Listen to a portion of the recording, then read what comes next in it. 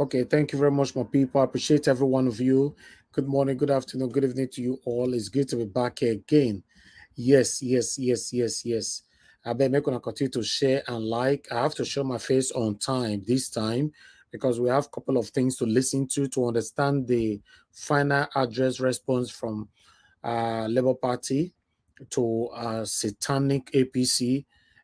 So that's why you can see my face is up. I just wanted to quickly acknowledge every one of you right here so we can move on from here. How you guys doing anyway? Good morning, good afternoon, good evening to you, depend on the own region. Continue to press on the like button and let's do this together, my people. I appreciate you all. Okay, let me quickly acknowledge the people that is already here with us. Osagbovo Okwonga is with us. Tony South, Busy Bone, good evening to you all. Happy Saturday to you, happy weekend rather. Appreciate you. Mother of all, Mommy Diaspora. Thank you very much, greatest mom. I appreciate you. Amaka Fojabi, thank you very much, madam. I appreciate you. Good evening to you. I can see Williams winner. Thank you very much. Oh, Amaka Fojabi have supported us already. Thank you very much. May God bless you, madam, for your consistency, for your continuous support. I'm very, very grateful. You said, Mr. Elvis, thank you for your consistency and dedication. You are a rare gem. We Nigerians are proud of you. Thank you. Thank you. I'm humbled. Thank you. With your kind of person, that's why I'm encouraged to continue to do what I'm doing today, because I believe 100% that Peter Obi is certainly going to be declared as the President of the Federal Republic of Nigeria. We are close. Our response to their final address is too strong. Is too strong for any judiciary to bypass. Despite that, Tinubu is trying to threaten the judiciary right now, allegedly, with what we are hearing. But trust me, my people, the judiciary will certainly do the right thing. Chris Emenike Obi, I can see love of God is my strength. Thank you very much. Good evening to you all. Desmond Igbins, thank you very much. Festus Igbinawaya Shalom, thank you very much. Can see opportunity there. Thank you very much. Obiajulu, I can see right there. David Platt, thank you. Tunsa, I can see you. Good evening, my good people. Remix Leo, Discussion Channel TV, thank you very much. Sandra Ghost Time, Alabi Silvanos, Perpetua Indokwe, thank you. Taka Okola, thank you. Origbolo, hello. Thank you. I'm not sure if I pronounced your name properly. Pardon me. Thank you. God's grace. I can see you as well. Mr. Rita Okuns. Love. Thank you very much. Continue to press on the like button. Can see I want to be Ferdinand. Good evening to you, sir. Thanks for joining us. Discussion Channel TV. Good evening to you. I'm good. Happy to see you here today. Stephen Thomas Omeze. Thank you. Constant. Thank you very much. Didi Anthony. Ebuka Oga. John. Thank you very much. God bless you, all my people. Kaso Wabo Felix. Thank you, thank you, thank you, thank you. And I can see Shola David is with us as well. So I'm going to acknowledge the rest people later on. Let's move on. Okay, Alfred Lister just coming in. Didi Anthony. God bless you, all my people. So let's listen to this. It's very, very important so that we know where we are coming from and where we're going. Now, God bless you, all my people. So press on the like button and let's do this together. So I'll put this on now as I'm here so we can take it from here, which especially the one that we're going to listen to right now. Thank you very much, my people. For some of you just joining us right now, don't worry. We are here. We're passing a very important information here. The satanic pastor will be playing his message again later on when we engage on this broadcast properly. But meanwhile, let's listen to this one here. Then we take it from here. Please like and share. Like, I can see, some of you are not liking at all. If you can press on the like button, I think that would be nice so that we can take this together. Listen to this carefully for you to know where we're coming from. God bless you all.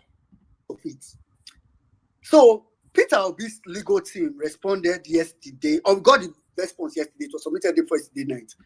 We got it yesterday, and for just for clarification, by Wednesday, most likely next week, we'll get the reply. In fact, as of today, because some people think, why would they reply again? The reply is not like serious replies. It's just so as of today, I think if you looked online, you see that the reply from what's it called, Lani Pekun, was already flying in the air. So I think one of the things you may have heard, and I don't want to talk about it until the document officially comes out. But one of the things you may have heard, I'm saying it because I know you hear it, so it doesn't look as if you can't go the year round with the weight. One of the things you hear, which is funny, very funny, is that after the failed attempt in the first meeting address to argue You know, how many of you were here? I hope people were here when I gave a breakdown of their written address and I explained the Kanu situation. If you were here, you will remember. I said that Oladipo Ekun lied in his reference to Kanu. It was a big lie. He wanted to make it look as if somebody scored less than 25%. The court upheld that victory, but it was a lie. And I explained that what the court did then, which even the Supreme Court then regarded as, how do you call it again? Oh, he regarded that law then as clumsy. That's the word he used, clumsy. What they did then was they said, and then there was no separate, there was no separation between and the FCT. That law then was just 25% in the states of the federation, which was then 19 states. Like there was no and the FCT. The FCT, the place that would have been FCT there was Lagos, so there was no and the FCT. And you know, the person that won the election, Shehu Shagari, by highest number of votes, got 25% in 12 states, and by calculations, two-thirds of 19 is 12.6 something. So it's not exactly 13. So what they did back then was to say, oh, after I get 12 states, it needs to get 25% of two-thirds of one other state. Right? So they will divide the number of votes in one state. They divided the number of votes in one state by how will I say it now? They divided it by 3 and took to part. That's two-thirds of that vote. It was a funny ruling that till today, I was surprised when Oladipo Ekun included it in his speech address because I felt like that case should be a PTSD for the entire Nigeria jurisdiction or judiciary system. It should give them PTSD whenever they see it because it's a reflection of the worst the judiciary have ever been in their entire life, in the entire existence of Nigeria since Lord Lugard. So I felt like you don't want to, it's almost like bringing, I don't want to make examples, it's almost like bringing someone that was abused in a relationship and you want to now play a case for the person, you go and bring examples of when he or she was abused. That's what I felt like they did, but they did it. Anyway, so one of the things you get from their reply today was that, oh, they're trying to do it with the FCT and said, oh, Tinubu only needs 25% of two-thirds of the vote, of two-thirds of the vote in FCT. I was saying it and I'm laughing because it's very funny. So, but the reply is not out yet. So when it gets out, we will now start to look at it very well. So that's just, you know, I've seen a screenshot of it, so we'll start to look at it very well. So Peter Obi's legal team. I woke up this morning and the first message I sent, and I think I made a tweet of it. In fact, after I finished reading yesterday, I made like a collage of, you know, the names of all the people in Peter Obi's legal team. And I need to give them so much. I don't know. I wish I can see each and every one of them, hug them, shake them.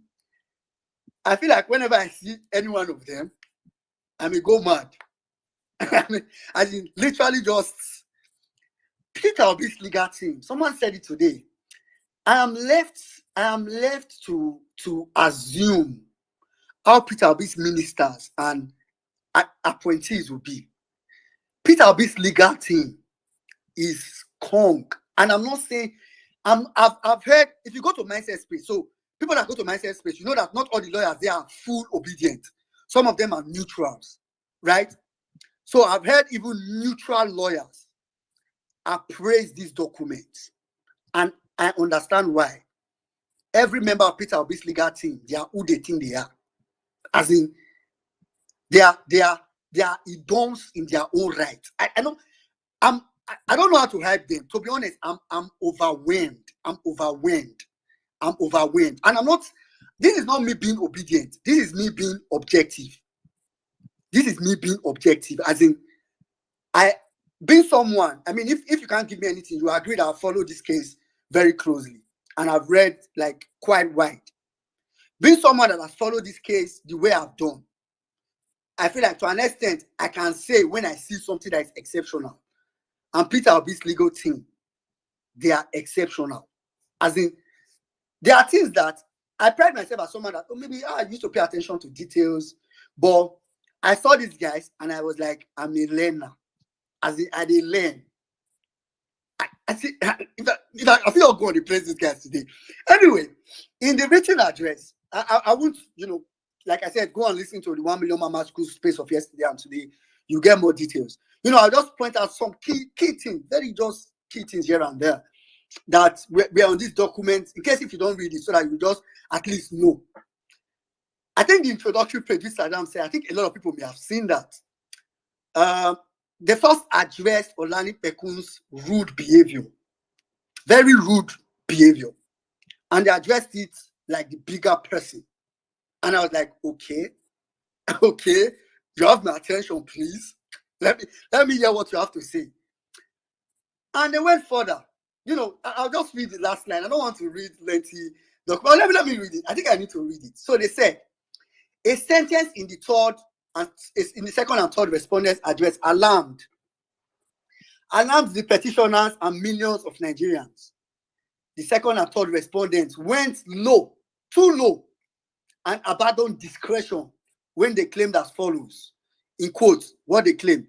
Our submission is that the petitioners are inviting anarchy by their ventilation of this issue of non-transmission of results electronically by INEC.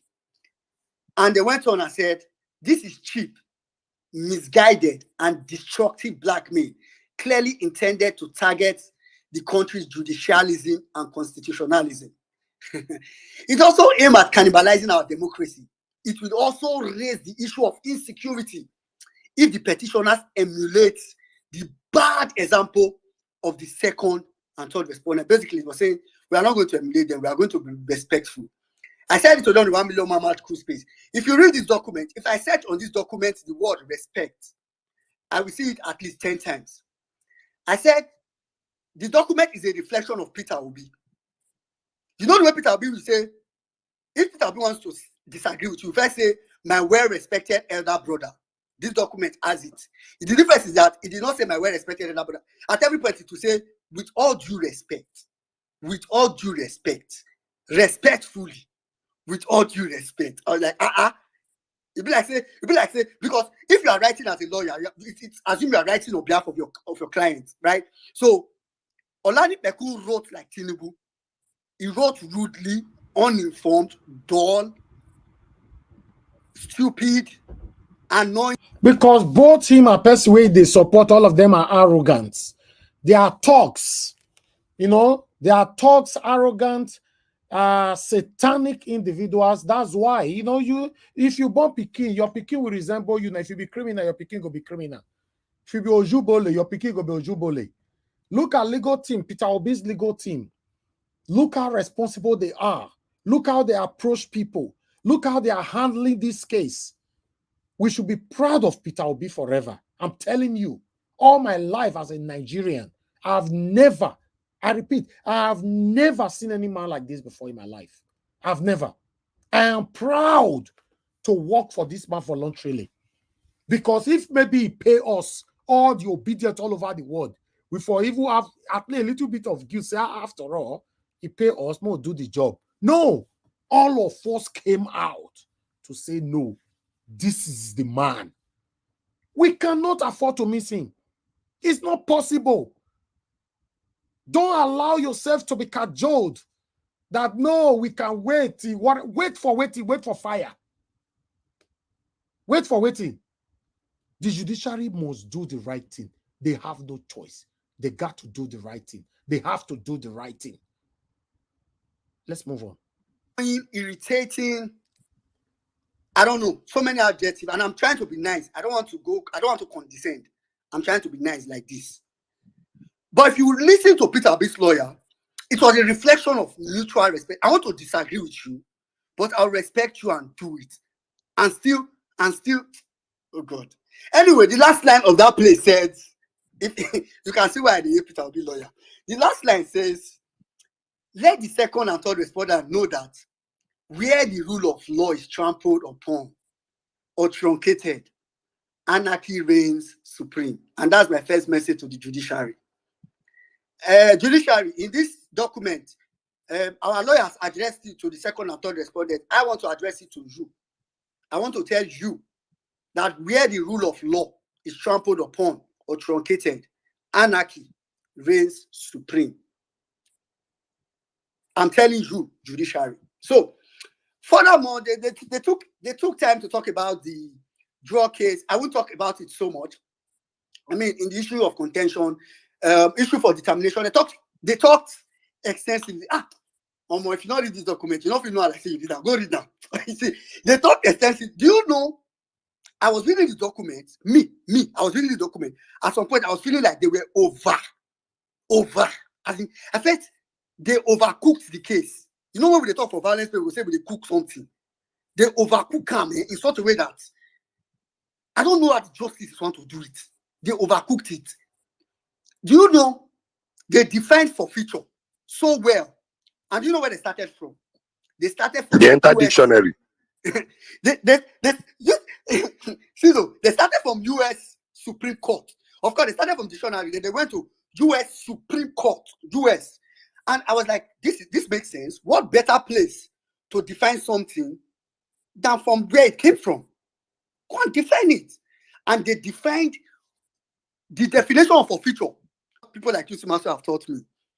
It means that they said all these things. Tinubu's lawyer did not refute it. Tinubu's lawyer is only concerned about who brought the evidence and that the person wore red tie. The person was supposed to.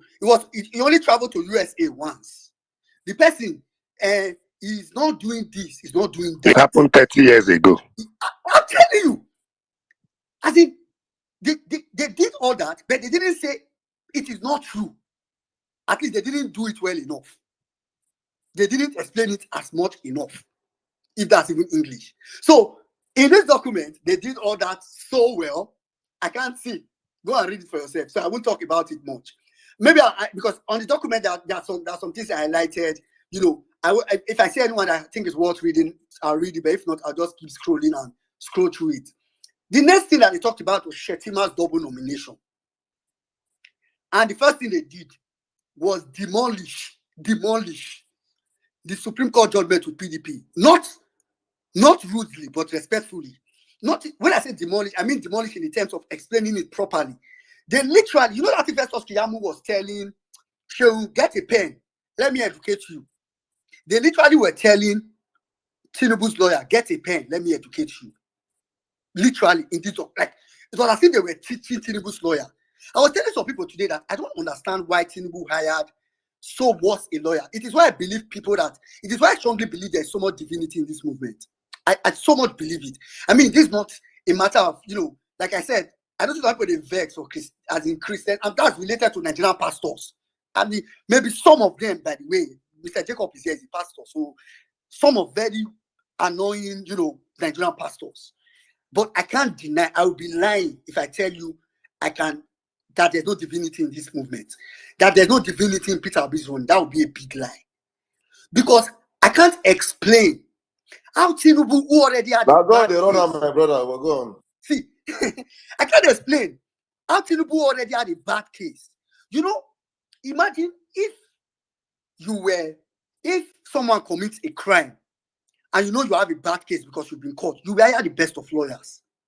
But I don't understand why Tinubu hired the worst of lawyers. And I'm not, with all due respect, Olanipeku is a genius on a good day. The man is just filled with so much baggage that he will make anybody look like an idiot defending him down to his fan base. So okay, maybe the problem is Tinubu. Yeah, I agree. So the problem is really Tinubu. Maybe it's not the lawyers. But I was just amazed. I now saw why, for those people that don't know, Okutepa, who is part of our team, literally at some point, I mean, it was rumored, but of course you could see that after that, Peter Obi went to see Okutepa personally. So Peter Obi hired Okutepa to be part of LP's legal team personally. Okutepa rejected being part of Tinubu's legal team. He had sense. He knew he can't defend that man. He knew it. Anyway, so they talked about, Shettima's double nomination, and, they talked about non-compliance. See an example of the places I said they used to say it. Listen to how they put it.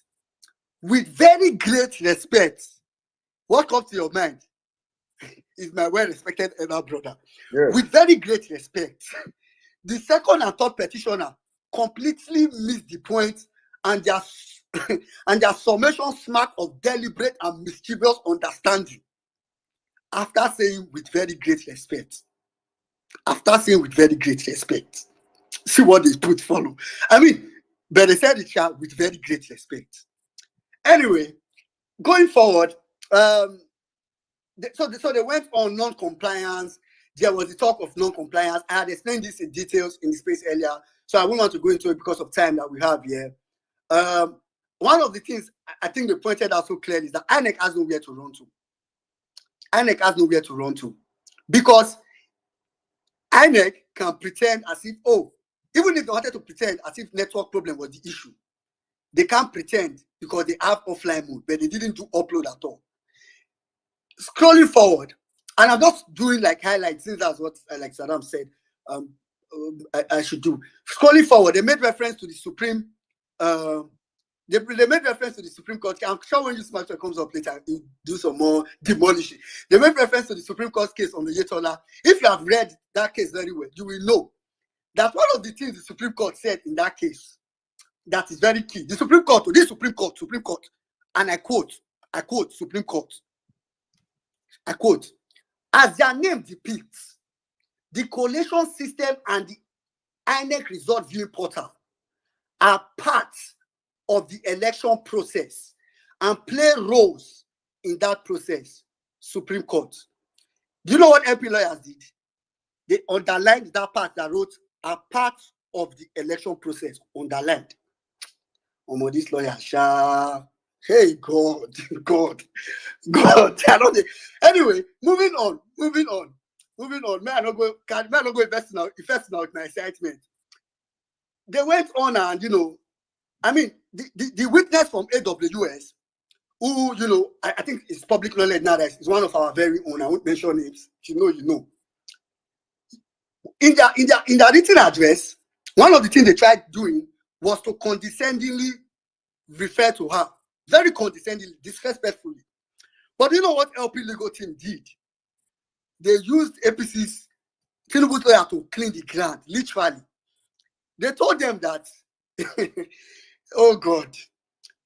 And I'm just going to read this line because this one is important. They told, after they had cleared their doubt, they cleared the doubt very well. They now said, it is important that PW7, who was that person for AWS, confirmation of employment, apart from indicating that it was issued by Employee Resources Amazon, also contains a further statement.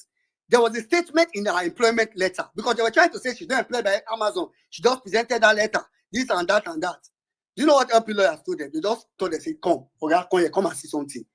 In the letter, something was written. What was written on it? They wrote, if you have any questions, please contact us at -- they put phone number. So LP lawyer said, it is very, they said, with due respect, it is uncharitable and baseless that they were literally condescendingly speaking to that witness when they did not even bother to call that number to verify. They did not go and verify. Moving forward, I'll skip so many other parts. I don't want to go more details on that. And remember, what I'm summarizing now is a 40-page document. They talked about, so that's really much on non-compliance. They talked about some numbers and all that. And for people that are expecting, I've seen some people on the timeline and saying, and people ask this question, Peter B did not present results that show that he won the election it is not here. And it is not a wise decision to do here. Peter, just leave that one. I cannot explain it in details. But just know that it is a good thing. That's what I will tell you. Know that it is a good thing. Anyway, the last part that they talked about in this document, which was about FCT 25%. Oh no. This document, let me first tell you what they did in FCT 25%. And people that have read this document, if you start reading this part, you'll be confused. So that's why we explain this part a little bit more before I move on and just round up my submission. This part of this document, right? The first thing that they did, I explained it today on 1 million man match quiz space. I keep making reference to it because that's the only place I did it in detail. So you probably need to go and listen. And just Maxwell was there, so it was a good breakdown. So the way I said it today on 1 million man match space is that if you listen to people that argue 25%, they try to argue smartly, but emotionally. And they try to throw some condescending things all around. You know what LP lawyers did? The only constitutional ground where they argue that thing is section 299 of the Constitution, where it said FCT shall be treated as a state. But in that place that they said as a state, The only reason, the only place you treat FCT as a state, they made the conditions available, is that president will be governor, National Assembly will be House of Assembly of the state, and the FCT High Court will be the court. That's the condition. So it's not as if FCT is a state as a whole. Anywhere you see FCT, it is a state, it is a lie. And you know what Peter Obi still got did in this. See, they first brought the rules of interpretation. If you read it, it's in page 32, page 33. You go and read. I don't want to read it so that, because of time as well. If you go and read it, you know what Peter Obi's team did? So, if you argue with person and you argue from your point of view, it go be like saying they're subjective. Like say, oh, you argue because you sound like this, and they argue because they sound like this. You know what Peter Obi's team did? They left their point of view, went to Olanipeku's point of view, and lectured Olanipekun, and then brought into knowledge, if we come to knowledge. You know what they did? They agreed. They agreed somewhere that yes, FCT can be treated as a state. But when you want to add it to another section, it cannot be treated as a state. They went further to use different sections of the Constitution to break it down. I cannot explain it in details, but I want to tell you, I'll just point out, sorry, you have the majority of votes in the highest number of states. In that other part, they did not put state and the FCT. So, Peter Obi's legal team differentiated it that, see this place, you notice they not put on the FCT. See this place, they put on the FCT. It was for a purpose. That's one. The second thing that they pointed out, you know what they did? They went to the Kanu case that Olanipekun called. They brought it forward. You know the argument that we've done here before? Not argument, like the conversation paper, they brought it forward. They told the court that in 1979, the constitution then was simple, that whoever will win needs to score 25% in 2/3 of the states. There was no anti-FCT. So they told the court that the fact that in 1999, the drafters of the constitution now added and the FCT means that there was a need for a separation. There was a need for a separation, and that separation was with the word and if you go to the way they interpret the constitution, no part of the constitution is considered redundant. That no part of the constitution you can say, oh, this part is not really important. Every word in the constitution, it's like the Bible, literally. It matters, every word. So they told the court that if you are saying the FCT is a state, that means you are trying to say the people that drafted the constitution, that added and the FCT added it for decoration. And there is no decoration in the constitution. Nothing in the constitution is redundant. And when I read that, I was like, they've killed it. They've nailed it. That is the end. As in they buried 25%, buried. It is gone. More than subsidy said. Subsidy is probably here, but 25% in the FCT, it is gone. Do you know why I said it is gone? Because they used APC's argument, Tinubu's argument to argue it. They could have stayed on their argument and say, oh, if you calculate this, if you do that. No. They said, oh, Tinubu, we agree with you that FCT can be treated as a state, but look at the conditions. Look at, they broke it down. I will end, before I end, I think that's all I will really talk about for the written address.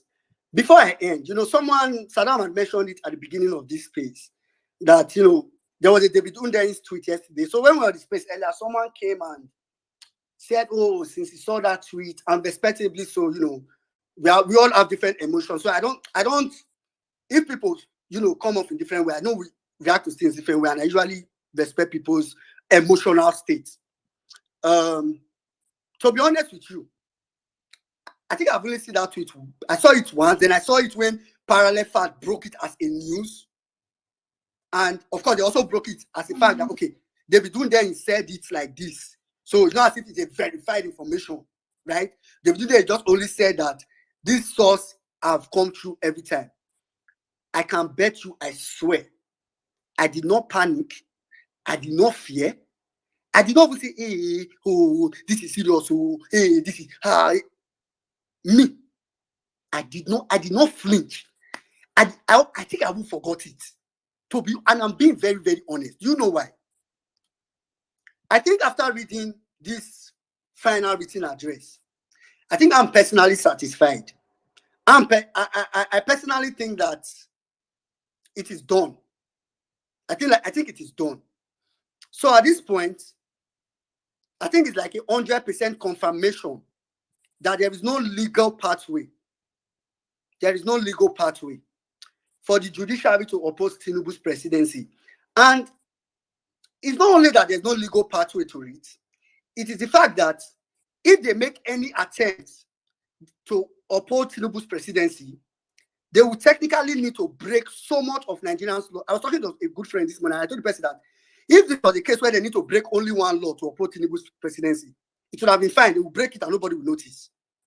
But this case, off my head, they will need to break close to, I think, between 9 and 11. 9 and 11. I swear we have the same number. 9 and 11.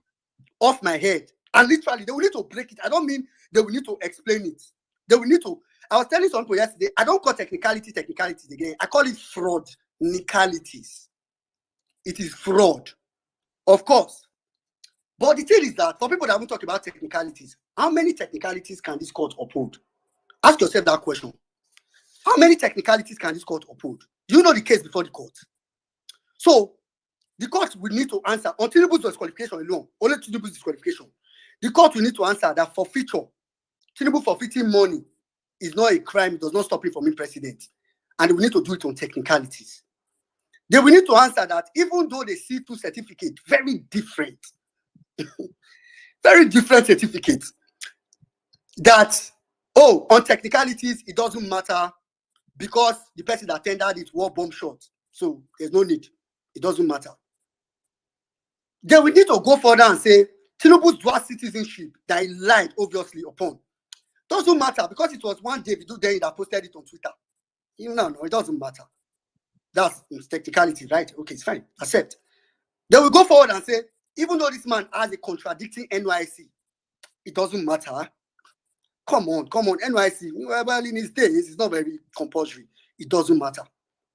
Then we need to look at double nomination and say, even though it's obvious that Shettima signed on the 15th that he was withdrawing his senatorial district on INEC document and signed on the 14th that he's now a vice president. And for 24 hours, Shettima had 2 tickets.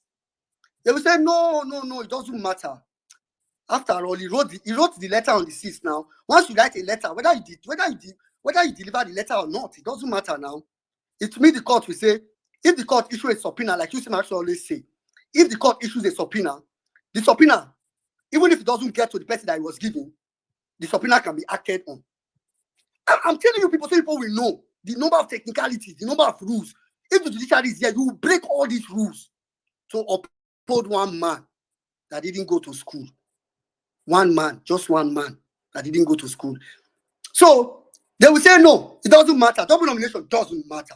Then they will go further and say, even late nomination, the fact that Masari withdrew his ticket 21 days, withdrew his vice presidency because he was the placeholder. He withdrew 21 days before Shettima came in, when the Constitution and Electoral Act only permits 14 days. They will say, no, it doesn't matter. His name is Tinubu. His name is Bola Ahmed Tinubu. So we can't, no, it doesn't matter. That is what the court needs to go through for disqualification of Tinubu alone. Emphasis on alone. I've not talked about 35%. I won't talk about it. So the court will need to go through all these technicalities. On LP and PDP side too. No, I've made everything. So the court will need to say, literally, go through all this. And say, Tinubu, this man, we can't disqualify you. You are too special. While he's destroying Nigeria on the side, though. Maybe like saying they give us Dubai rulership. You are MKO Abiola. You are very special. No, we can't nullify. No, Tinubu, you are too special. We will nullify. That's what the court needs to do to oppose this guy. That's why I said, I don't fear again. I don't fret. I don't panic. I don't anything. And I'm sorry. So you don't think maybe, I'm being sensitive. I'm very sorry. I'm very, very sorry. But truth is, I don't fret. That's why I said what I said to Obedience earlier. I don't fret. I don't panic. I'm totally cool. I've said is that there's no legal pathway for the judiciary to oppose Tinubu's victory. They will literally need to break so many laws. And if they break those many laws, if they will break 2 out of that 11, Nigeria is a failed state. Not to talk about if they break 11. And we just said 11 is an approximate figure. It's probably more than 11. Just get that. Not to talk about if they break all 11 laws to oppose Tinubu's victory. Abba. Now, if they break all those laws, that means there's no Nigeria again now. As in, I did tell you, if they break all those laws, I told people this morning that, truth is, I've come to a point where if by the time judiciary foolishly oppose Tinubu's victory, for me, it is the end of anything. For me, it is the end. That's why I follow this case very closely, because I really want to satisfy my fulfilling all righteousness, my personal own. It is the end. I said it this morning. Somebody mistook it. Somebody said it thought I meant, I will not involve in Nigeria again. I said after that, the only thing that I will get involved in Nigeria again, at least actively, let me put it like that, because maybe I don't say that physically talk actively again, is whenever Nigerians are ready to wake up and take back the country, either by an outright, any way they want to do it. Let me not mention names. So after now, the only place you will hear me say, we are fighting, I will, God forbid, say I will come. They say, Tinubu approve one thing. He's Nigerians. Let's call him out. What you concern me? I can come say, let's call PPC for 2027. We are going to try our best. Lord, you are on your own. Even Peter Obi himself, even Peter Obi saying go run for 2027. Oga, you are on your own. Go and run your own run. You run your race by yourself. If I have time, I will vote for you. So let's leave that part. So whenever Nigerians are ready to wake up, they will wake up and they will take back their country. I'll end on this note, and it's the concluding part of this work. It's the concluding part of the written address for LP. And this is how I ended our space at the 1 million man march crew space. It's the last paragraph of the document. It's in page 39 and extends to page 40. If you have the document, you will know. I'm going to read it. Because I want to read it passionately before people start to speak. The LP lawyers ended with a touchdown. God. The LP lawyers ended with a touchdown. Get the conclusion, and I read. In conclusion, may we respectfully commend to our Lordship the words on marble of the Kenyan Supreme Court in the case of Riley Odinga and Anor versus Independent Electoral and Boundaries Commission. Eva Line, you asking if this man is a lawyer? Yes, he's a lawyer. Thank you. All right, let's move on. Thank you very much for the super chat. Jerisi Obasoam, may God bless you. Thank you very much. I really do appreciate this. I think I got another super chat earlier on from Chris Wangu. Thank you very much. May God bless you. And there's a text attached to yours. The text is, wow, that was an incredible speech. You really know how to command a room and captivate an audience. Your words were so powerful and inspiring. Thank you very much, sir. I really do appreciate you continuously and for your encouragement. Every one of you that is supporting me, encouraging me directly, financially, anyhow you are doing that, I want to say we are very, very, very grateful. I will never take none of you for granted. Thank you. We are about rounding up on this. In the next 2 minutes, we are done with this. So let's finish this part, this last reading, then I'll post our link. Thank you. Commission and ORS 2017 in Kenyan Supreme Court. When in nullifying the election that returned His Excellency Uhuru Kenyatta as the winner of the Kenyan presidential election 2017, S. Cathedral said, 130, and this is what the court said, quote open, 13991. What of the argument that this court should not subvert the will of the people is a question.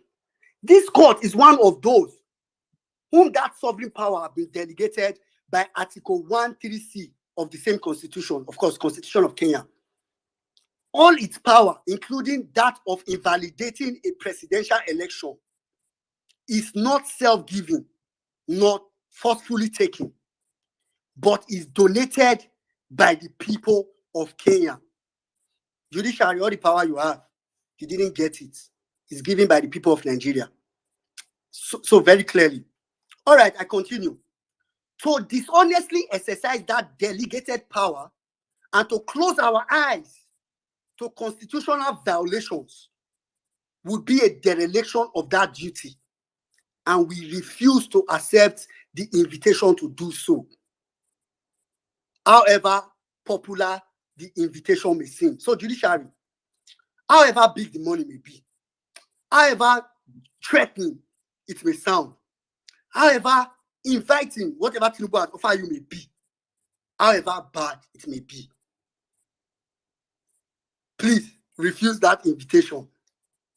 Refuse that invitation. Anyway, I continue. It says, therefore, and this is the part I love the most, therefore, however burdensome, let the majesty of the Constitution, reverberate across the length and breadth of our motherland.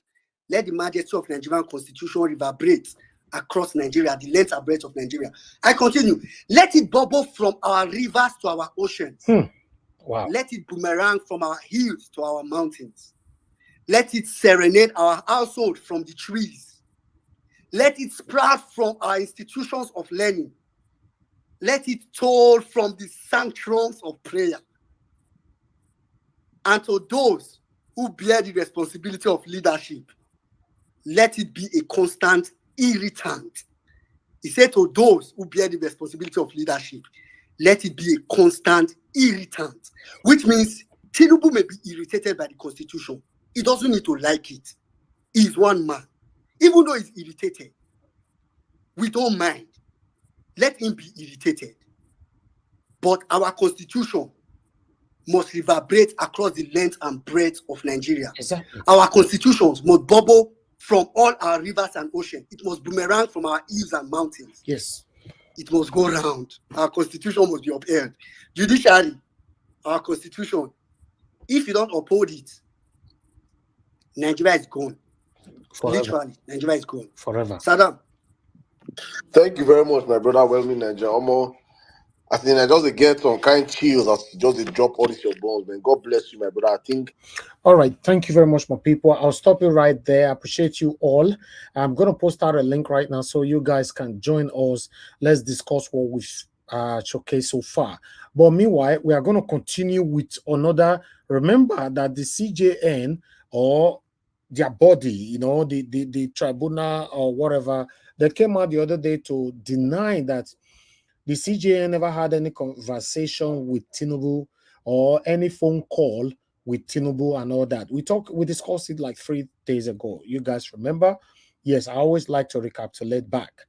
But now, let's listen to another video here, you know, that can put us in a proper understanding of what happened. So, but before that, let me post out a link. A link I've been posted in case you have interest in joining the panel. We only have 10 spot, 9 to go.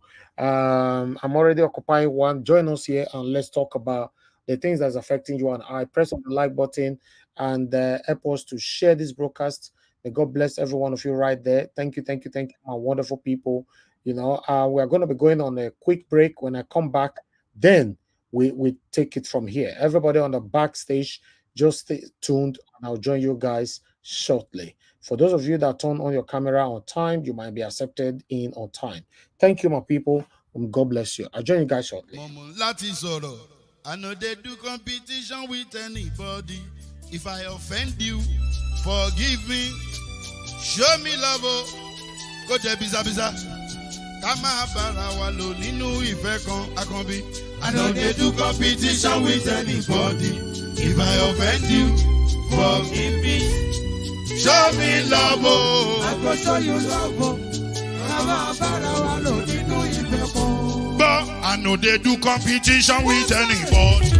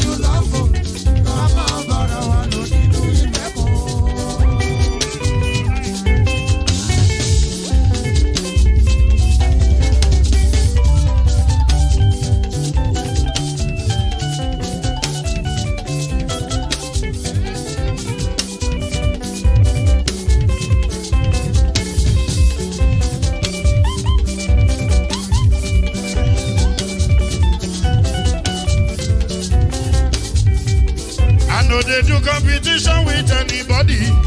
If I offend you, forgive me. Oh. Tó bá ti sanwó fún Ṣẹ́gun Nàbí o. Ẹ fẹ́ jókòó. Alákọ̀bí. Ṣẹ́gun Nàbí. Alákọ̀bí. Sábàmẹ́là. Anybody. Anybody. Any bobo. Anybody. Mo ló ń folú. Ó gbà mí bó ṣe rí mi láti finishi. Délé mo ló ń folú. Ẹ jẹ́ ń sọ̀rọ̀. Délé o.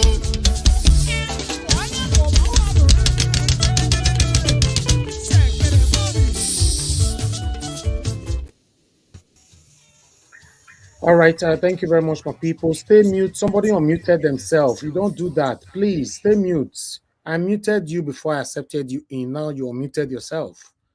Please, always stay mute. Thank you very much. With these rules, is always there. It's always there. Let's follow it. If we want a better Nigeria, the rules is very, very important. We follow it at all time. Thank you very much, my people. Please continue to press on the like button and let's do this together. Thank you.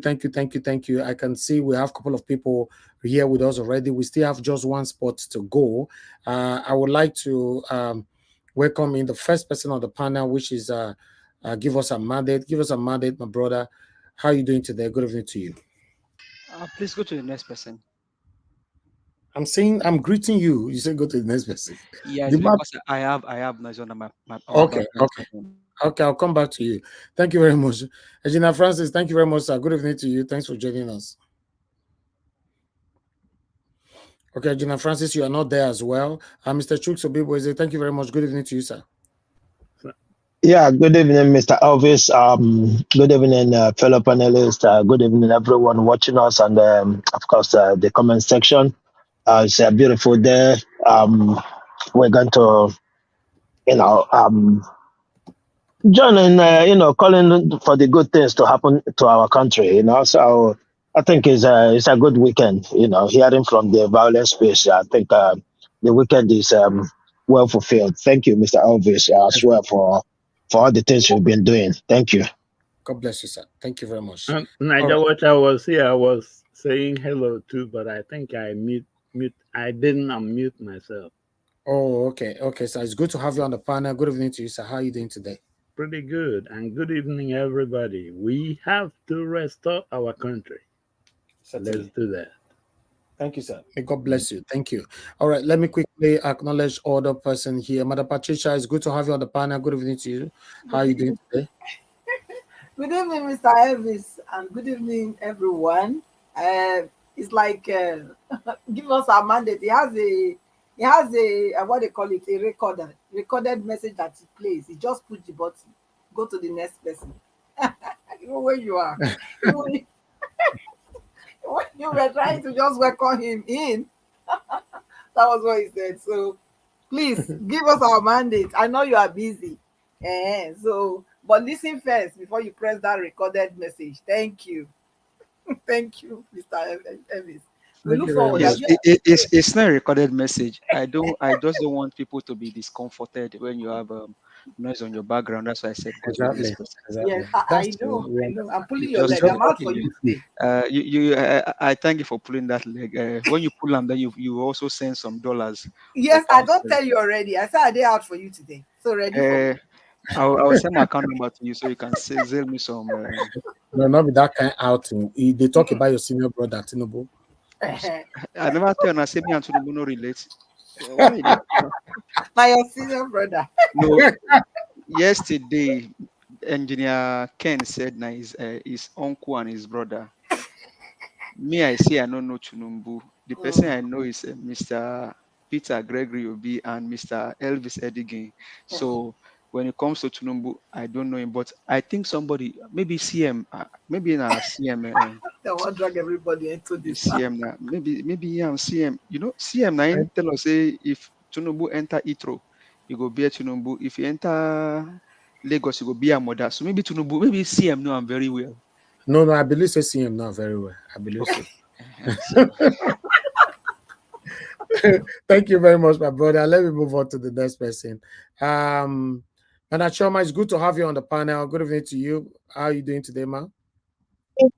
I'm fine, thank you. Thank you, Mr. Elvis. Good evening, everyone. Thank you so much for having me. Thank you. Thank you. Good to have you here. Thank you. All right. Mr. James, it's good to have you here. How are you doing today, sir? Good evening to you. Okay, Mr. James, you're not available. Good evening, Mr. Elvis. Yeah, I'm using Thank you the very much. computer. That's why to omit it take time sometimes. I know. I understand. Thank you, Okay. sir. Yeah, you will. God bless you, sir. Okay, I'll come back to you. All right. Williams Winner, it's good to have you here. Good evening to you, sir. How are you doing today? Hello, good evening, sir. Mr. Elvis. Good evening to everybody. Mr. Elvis, Mr. all the panelists. Good evening, sir. Give us a mandate, please. So don't deny our brother. He's our statesman, no, you know now. So we should not deny him now. So we can pull him very well. So don't deny him, Mr. Give us a mandate, you know. So Thank thank you. you very Thank much, you. sir. Thank you. God Thank you bless very you. much, All right. sir. Let me come to August TM. August TM, it's good to have you on the panel. Good evening to you, sir. How are you doing today? Good evening. Is it? Are you hearing me? Yeah, we they hear you. Okay, yeah. Good evening, Niger Watch, and good evening, everybody. Welcome back once more again to our usual gathering. Looking forward to today's discussion. Thank you. Thank you. Thank you, sir. All right. Zizo B, it's good to have you once again. Good evening to you, sir. How are you doing today? Not bad, my brother. Good evening, Mr. Rajawa. Thank you. Yeah, Thank you very much. yeah. All right, my people. Yes, that is it right now. I'd like to quickly appreciate Amazing Grace USA. Thank you very much for the super chat. May God bless you, man. Appreciate your continued support. I can see your message right there. This is for you to use for some cold coffee. Oh, wonderful. Okay. Maybe to buy some gasoline, anyone. Fees are buy fuel, fees are buy coffee. All of the day, no problem at all. Thank you very much. I really do appreciate this. Thank you, thank you, thank you. All right, my people, I appreciate every one of you. I would like us to move on right now. But before that, I would like us to listen to this video to tally what we you allow me presented to so greet the people now. I'll be might not greet them again. far. Don't worry, you'll greet them later. We'll come Okay. back to you. I think we will need you on the second segment.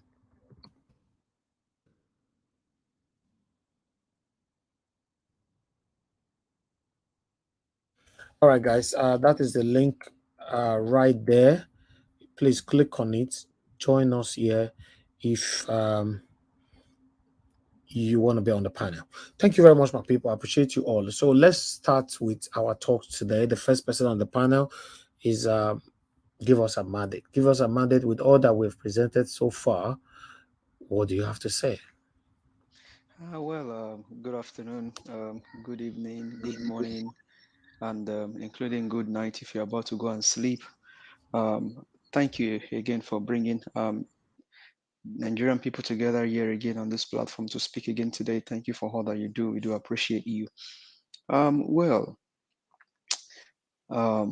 With everything that we've seen so far, one can just easily conclude, I think, which we all have reached, that Tinubu is not the president of Nigeria. Rather, he should be disqualified with immediate alacrity, because on the ordinary, his qualification that should have qualified him to even run for the office, he didn't have it. And we've said consistently that Tinubu is the only man that went to school as a man and then graduate as a female. That's one. Then two, is a drug baron. There's a official case of $460,000. He lied on that oath that he does not have he lied on that oath about his citizenship. He has dual citizenship. He lied that he's 71, the daughter is 65. Tinubu is the only man that started, he got exemption from NYC even when NYC have not started issuing a exemption certificate. I mean, by God's grace, I was able to serve in Nigeria before I left Nigeria. I served in Bauchi State. I was a CLO of my local government, Tafawa Balewa local government. And by God's grace, history can still be recorded in one of the community where I served because I was engaged with the people. I mean, it doesn't take me 1 minute to even tell you where I served. It doesn't take me 1 minute. I can even mention the name of my community where I served to you. I can mention the name of the school where I served. Oh man, how are the mighty? How are these people? What do they think that all Nigerians are fools or illiterates? Eh? You served, you got exemption when NYC have not started issuing exemption. It doesn't.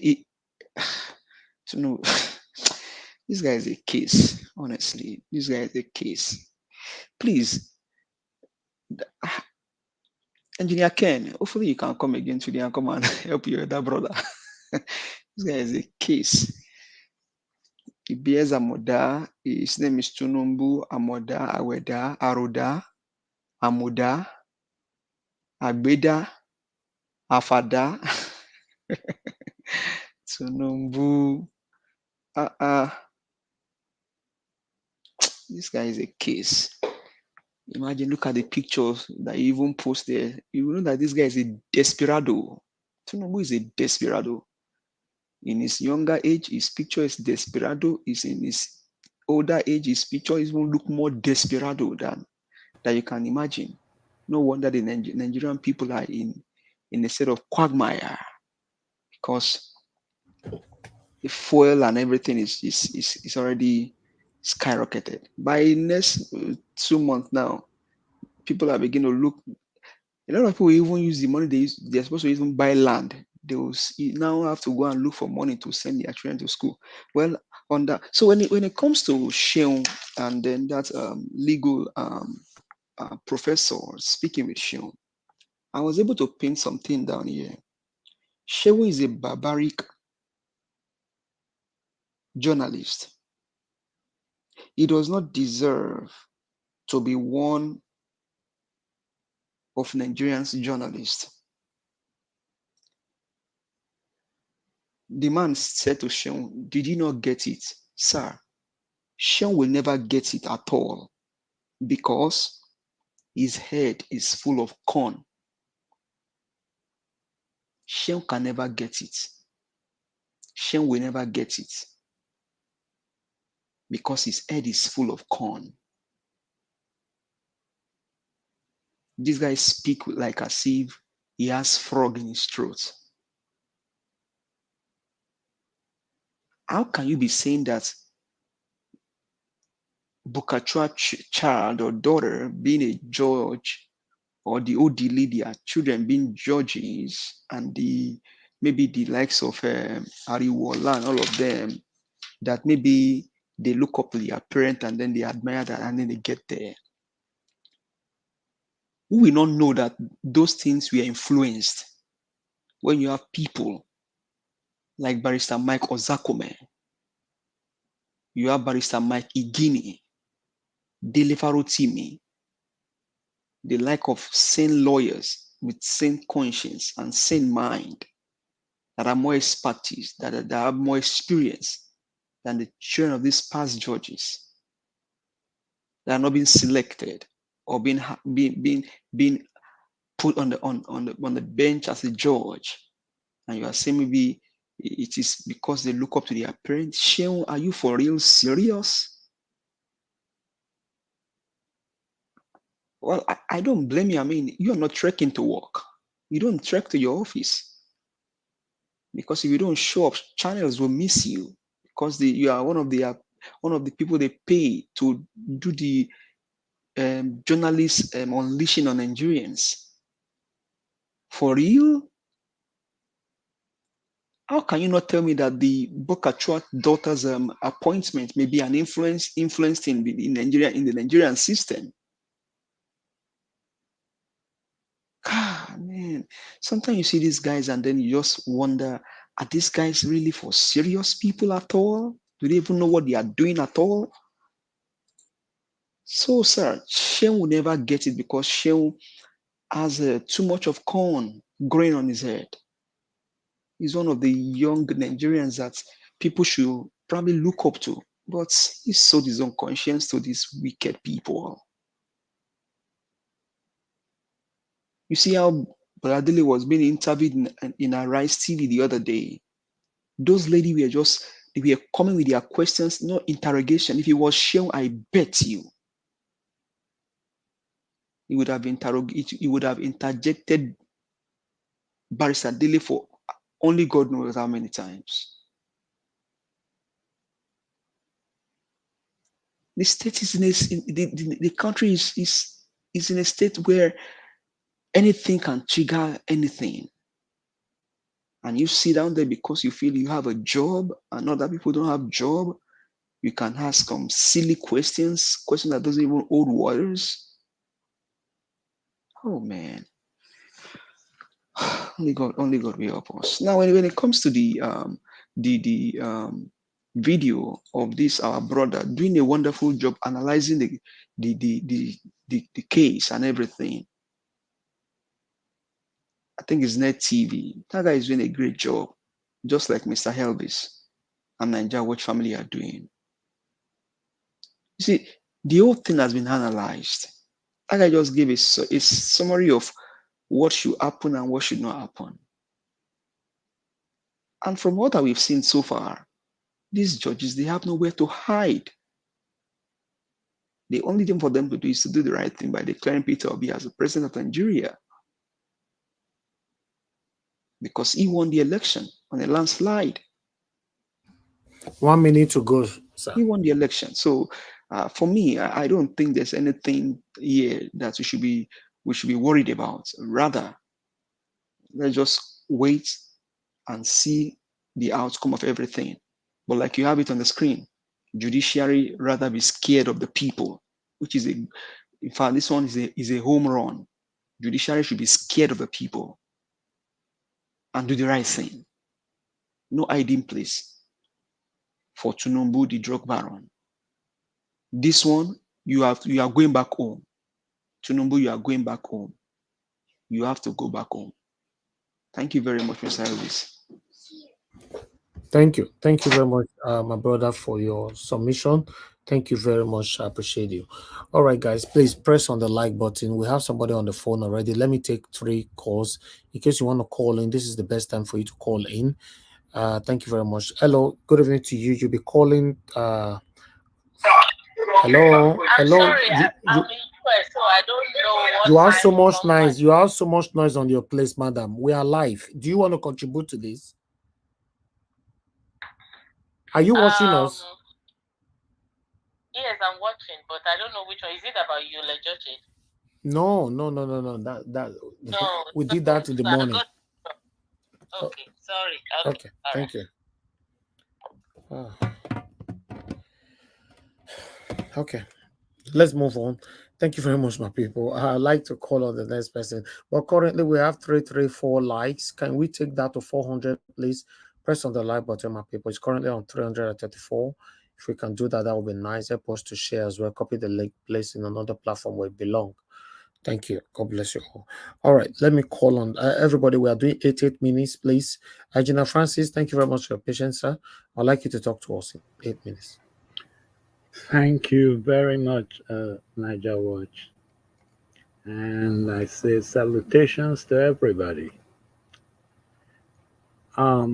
This is an interesting situation. In fact, let me see if I can say this one more time.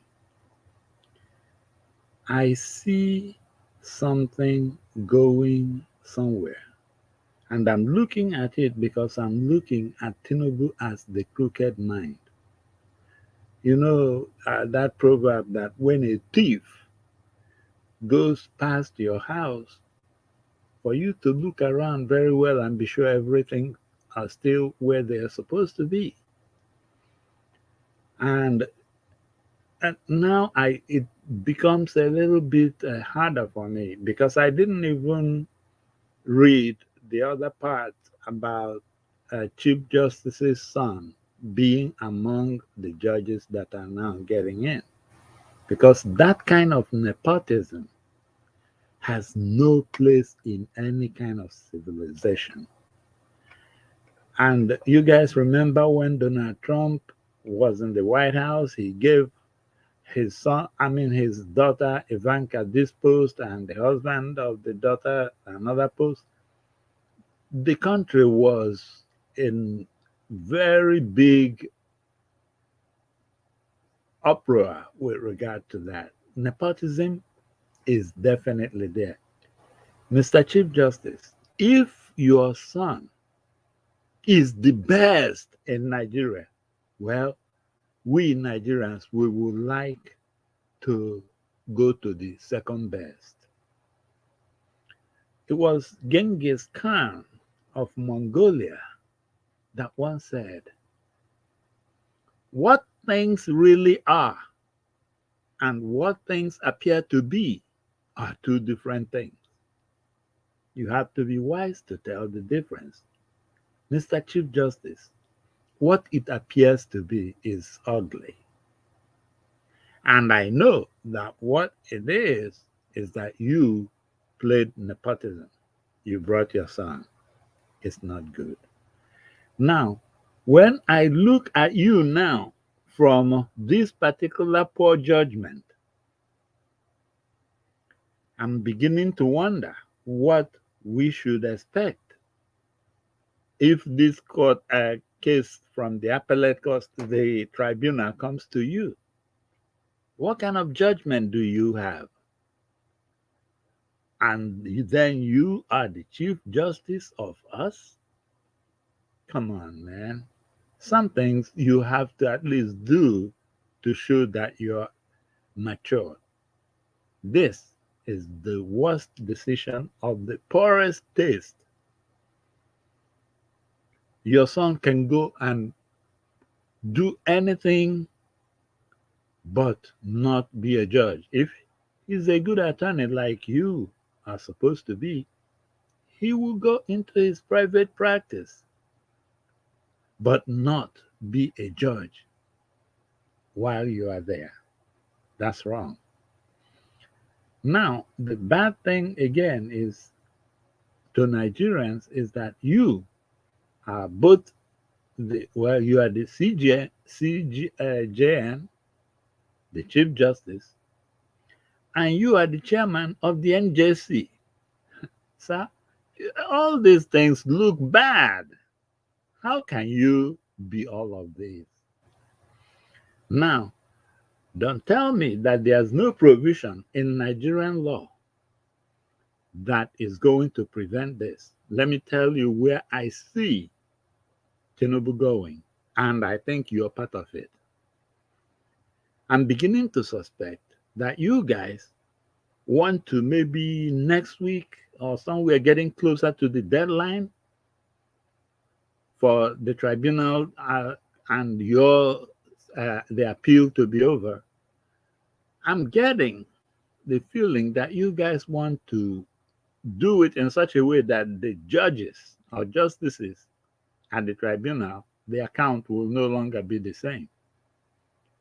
If they started with 5 and there are no alternate justices, which means if anything happens to make that 5 not be 5, you cannot pick an alternate that sat through the hearing that can handle it.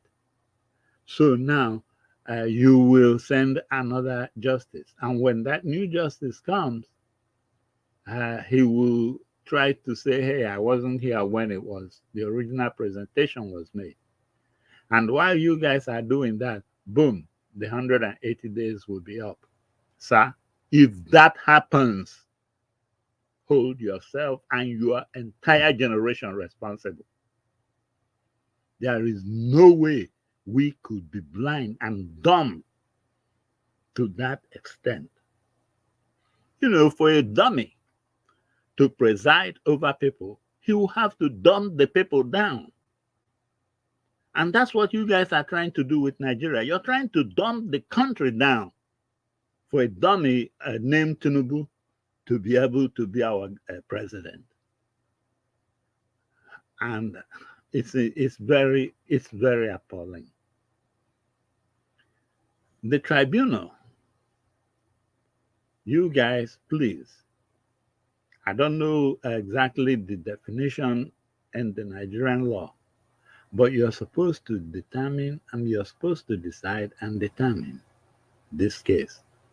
In example now that we have, you will decide who is right or who is wrong.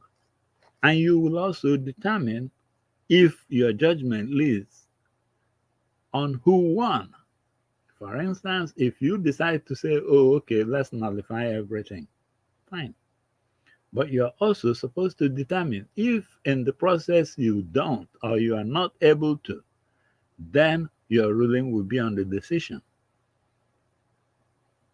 And in determining, I'm feeling that you guys might have to recollect these election results. You guys might have to punch in those figures and get a good final figure on who won.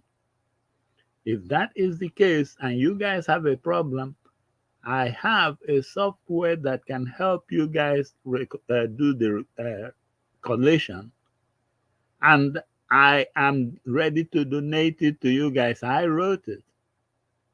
Please, if that's the assistance you will need, I wrote that software and I will give it to you. Use it, you punch in the numbers and you get the results right there instantly. So don't come and give us some excuse or something that will make it mean that it will run past the period of 180 days you guys have. We are not dummies.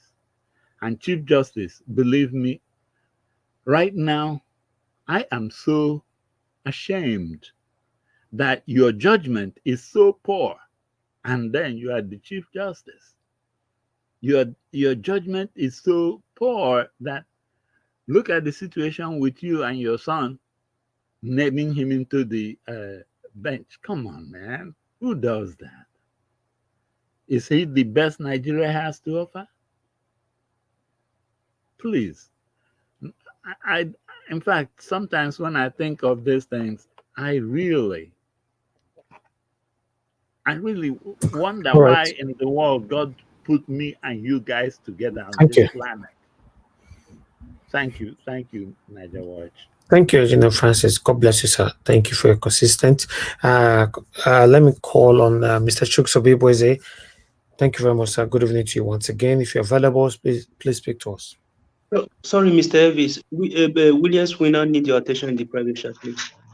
Oh, okay. Yeah, good evening, Mr. Elvis. After this, I'll come back to him. Okay, go ahead, sir.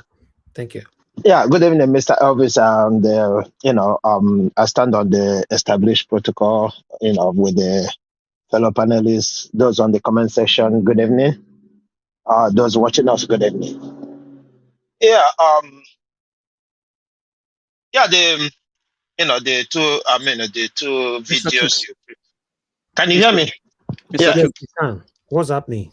Yeah, if you say you stand on the existing protocol, we go count. Nothing. Go stand on that protocol, so I know we'll break the protocol. Give us our mandate. Say you don't turn to Mr. Dele Farotimi. You get where they're listening today, then just give you the space, say make you the blow, they go. Yeah, thank you, brother. Yeah, Mr. Elvis, you see, it's so unfortunate, that we're still here discussing this. But the good news is, the more we discuss this, the more enlightened Nigerians becomes. That's the only thing I take out of all these things we're discussing. Because every day you listen to these people, you become confused. You wonder, like the last speaker said, he wonder why God created we and these people in the same country. It's quite obvious. I listened to that video you played of Chidi Odinkanu, right? I listened to that video, I don't know, last week or so. Man, it's terrible. And I think I've referenced that video here before because you cannot, there's nothing wrong with them appointing their children, but not in a system like Nigeria. Not in a system like Nigeria. In UK here, if you are a doctor and your child is going for a doctor, me and him get the same mark because of the experience of your father that he knows he's half a doctor already. They know they will take him before me. That is where the standard is there, but not in Nigeria. And that's why I'm not that much against him for asking him what if he qualifies, But with the revelation of Buba Chua, right? They shouldn't, they shouldn't. And this appointment was recently because I listened to Chido Denkano. It's not just this place he cried out about this. He's been crying out for ages about this system. And that's why we come here to say it as it is. Our judiciary is a problem. But the biggest problem, it doesn't matter who is involved in that, is the what is the MBA. MBA is the most useless organization in Nigeria. Because all these things going wrong in Nigeria, MBA can put them right. It's as simple as ABCD. If MBA today says that they are not going to court anymore until they investigate Babachua, that will happen. That will happen. And this is why people like me are uncomfortable with our lawyers. It doesn't matter who they are. It doesn't matter the respect I give to them. Many of them, when you hear them speak, if you talk to them one-on-one, they are okay. They are normal human beings. But once it comes to money and the lies, they don't care. It doesn't matter who they are. It doesn't matter who they are. Some of them will do respect among the team defending Tinubu today. It's not a crime to defend anybody in this world. But if you must defend anybody, you must say it as it is. If the person have erred, all you got to do is you go for plea bargain. That's why that system is there. But in all our lawyers, no. Because they will come out boldly on TV, on national TV, to tell you, even though this person did this, this is where the law says he must escape from. That's what they do. And that's why we find ourselves in this quagmire. I mean, there's nothing much to say because Violence Space and the Net TV have already analyzed that. The only thing I'm gonna do now is, try to get my hands on that the LP's submission, the lawyer submission, because the way Violence Space talk about that, I think it's something if you're reading with a smile on your face, with a smile on your face. I don't need to read it again because he has explained it, but the way he spoke about it, I think I need to read it just to make myself happy. So, I mean, the judges, they got no places to hide. The places for them to hide is too small. They can't hide.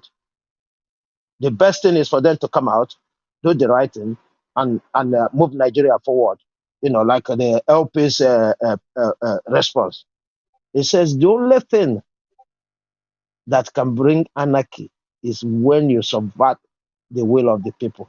And don't forget, the same power you have it now, the people gave you this power. You didn't fight for it. You didn't snatch it. So the people gave you this power.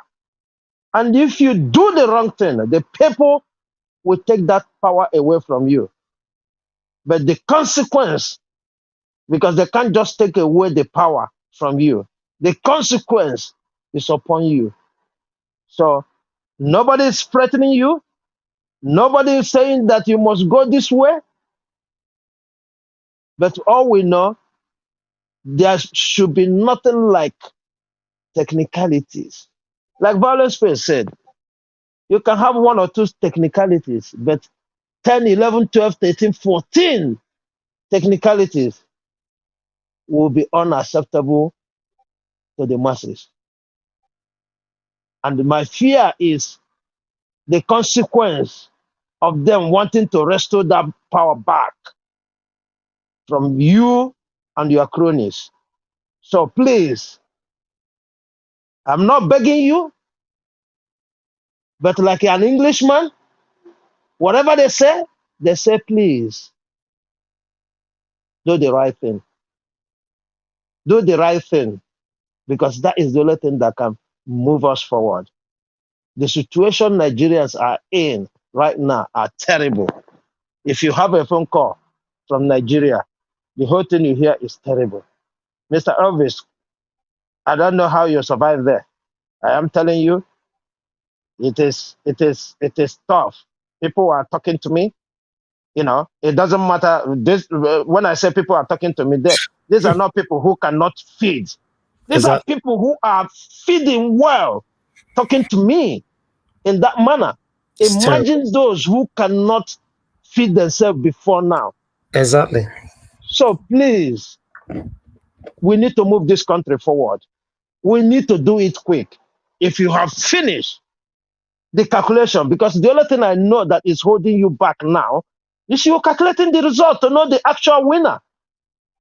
As soon as you get it, please do it, because we don't have time to waste. We don't have time. Many things are going on.